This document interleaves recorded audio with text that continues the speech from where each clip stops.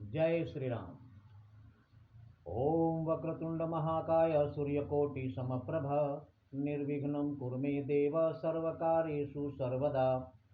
राम कीन्ह चाहि सोई होई, करे अन्यथा अस नहीं कोई। भगवान श्री राम और माता जानकी बैठे विचार विमर्श कर ही रहे हैं। इधर दरबार में जो हुआ, निर्णय ले लिया गया कि राम का राज्याभिषेक कर दिया जाए। ये खुशी की लहर, खुशी का माहौल, खुशियां, जश्न, उत्सव जो मनाए जाने लगे, ये देवता लोगों को बर्दाश्त नहीं हुआ और देवता सब लोग मिलकर घबराए हुए से माता सरस्वती के पास पहुंचे और कह रहे हैं कि माता, ये बहुत अनर्थ हो रहा है, राम का राज्याभिषेक नहीं होना चाहिए, क्योंकि राम का अगर राज्याभिषेक हो जाएगा, राजपाट में उलझ जाएंगे तो हम लोगों का कार्य नहीं होगा जो कार्य करने के लिए वो पृथ्वी पर गए हैं। इसलिए सुनी हमारी विनती माता, आज कुछ ऐसा काम कीजिए, सोई करो आज राम जाहि बन राज तजी, होई सकल सुर काज। माता सरस्वती से देवता लोग कह रहे हैं कि आप ऐसा कुछ उपाय कीजिए जिससे भगवान राम अपना राजपाट छोड़कर जंगल में चले जाए। राम जाहि बन राज तजी, होई सकल सुर काज। माता सरस्वती बहुत फटकार लगाई देवताओं को। माता सरस्वती कह रही हैं, ऊंच निवास नीच करतूती। रहते हैं ऐसे स्वर्ग जैसे जगह में, लेकिन सोच इतनी घटिया है, इतनी नीच करनी है आप लोगों को। देख ही न सकहीं पराई विभूति, दूसरे की खुशियां आप लोगों से बर्दाश्त नहीं हो रही है। इतना खुशी मनाई जा रही है, अच्छा माहौल है, इसमें विघ्न डालने की क्या जरूरत है। लेकिन देवता लोग कह रहे हैं, माता आपको तो सब कुछ पता है, हम लोग रावण के अत्याचार से बिल्कुल भयभीत हैं, हमारा जीना हराम कर रखा है। उसके संहार के लिए भगवान अवतार लिए हैं। अगर अयोध्या में राजपाट में उलझ जाएंगे तो हमारा कार्य नहीं हो पाएगा। देवताओं के बहुत कहने पर माता सरस्वती ने हामी भरी।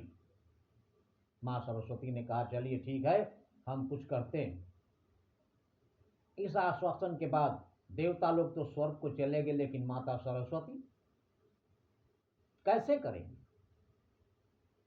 किसी न किसी को तो माध्यम बनाना पड़ेगा। और माध्यम किसको बनाया है? वार ऐसा कीजिए जो खाली न जाए। महाराज दशरथ की जितनी भी रानियां थी, उसमें सबसे प्रिय रानी कैकेयी थी।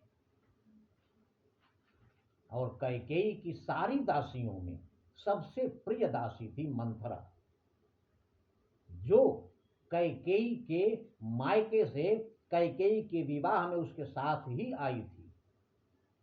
कैकेयी कैकय देश की राजकुमारी थी। वहां से जब उनका विवाह हुआ, विदा होकर अयोध्या आई, तो मंथरा उनके साथ ही आई। इसलिए सबसे प्रिय दासी मंथरा थी। मंथरा शरीर से कुबड़ी थी, जो कहती थी कैकेयी उसे टाल नहीं सकती थी।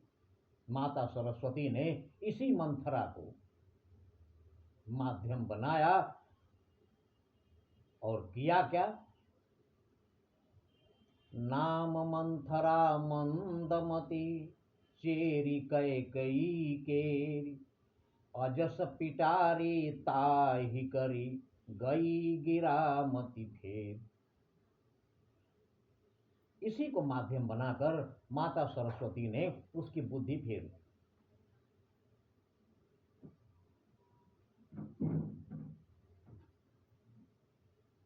किया क्या मंथरा ने?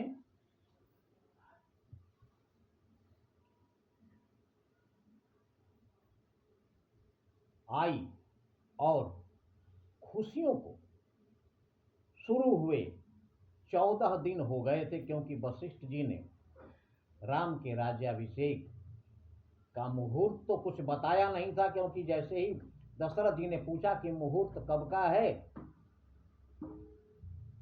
तो वशिष्ठ जी ने कहा सुदिन सुमंगल सोई जब राम हो ही युवराज। वही शुभ दिन है, वही सुमंगल है, वही शुभ घड़ी है जब राम का राज्याभिषेक हो जाए। क्योंकि वशिष्ठ जी ब्रह्मा जी के बेटे हैं और वो जानते हैं कि राम का राज्याभिषेक होना नहीं है, इसलिए कोई भी निर्धारित मुहूर्त नहीं बताए, दिन बता दिए थे। वो भी महाराज दशरथ के बहुत कहने पर कि 14 दिन बाद 15वें दिन आज से वो शुभ दिन है जिसमें राज्याभिषेक हो सकता है। और 14वें दिन माता सरस्वती ने मंथरा की बुद्धि फेर। अब मंथरा रानी कैकेयी के यहाँ पहुंचती है, देखती है और कहती है कि ये खुशियां ठीक नहीं हैं, और मंथरा की बुद्धि जो है घुमा दी माता सरस्वती ने। शारद ने उसकी मति फेरी, आ गई समय के चक्कर में। शारदा माता ने मंथरा की बुद्धि फेर दी और आ गई समय के चक्कर में। और कहती क्या है, देखो साधारण सी दासी क्या क्रूर समस्या करती है। एक छोटी सी दासी है, साधारण सी, लेकिन इतनी बड़ी समस्या पैदा कर देती है। तख्ता ही पलटूंगी सारा, यह घोर प्रतिज्ञा करती है। वो प्रतिज्ञा करती है वहीं पर कि मैं ये तख्ता ही पलट दूं। बल कौशल अगर देखना हो, अगर बल और कौशल देखना हो तो इन अबलाओं में देखो, महिलाओं में, नारियों में, जिनको अबला कहा जाता है, जिसमें कोई बल नहीं है, इनमें कितनी शक्ति है। बल और कौशल अगर देखना हो, बल कौशल अगर देखना हो तो इन अबलाओं में देखो। रात ही रात में क्या होगा, यह नृप के महलों में देखो। उस राजा दशरथ जैसे प्रतापी चक्रवर्ती सम्राट के महलों में रात ही रात में क्या हो जाएगा, ये आप देखिए कि ये साधारण सी दासी क्या करती है। अबला सबला हो जाती है जब त्रिया चरित्र दिखाती है। अबला का सबसे बड़ा बल है त्रिया चरित्र। और कहा गया है त्रिया चरित्रम पुरुषस्य भाग्यम दैवो न जाता। स्त्री का त्रिया चरित्र और मनुष्य का भाग्य दैवो न जाना, दैव को भी पता नहीं है, भगवान को भी पता नहीं है। इसलिए वही त्रिया चरित्र यहां देखने को मिलता है कि अबला सबला हो जाती है जब त्रिया चरित्र दिखाती है। पल में, पलक झपकते ही, पल में करती है शत्रु मित्र। पलक झपकते ही दुश्मन को मित्र बना लेती है और मित्रों को शत्रु बनाती है और मित्रों को शत्रु बना डालती है। यह है उसमें कला, और यही नारी का सबसे बड़ा अस्त्र है। इसलिए नारी से हमेशा बुद्धिमान पुरुष कभी भी उलझे नहीं, और उलझना भी नहीं चाहिए। क्योंकि अगर नारी ने संघर्ष करने की ठान ली, अगर उसने मन से ठान लिया मुकाबला करने का, तो कोई भी पुरुष नारी को सुलझा नहीं सकता, उससे जीत नहीं सकता। इसलिए सबसे पहले देवी देवताओं ने भी नारी शक्ति को ही स्थान दिया है।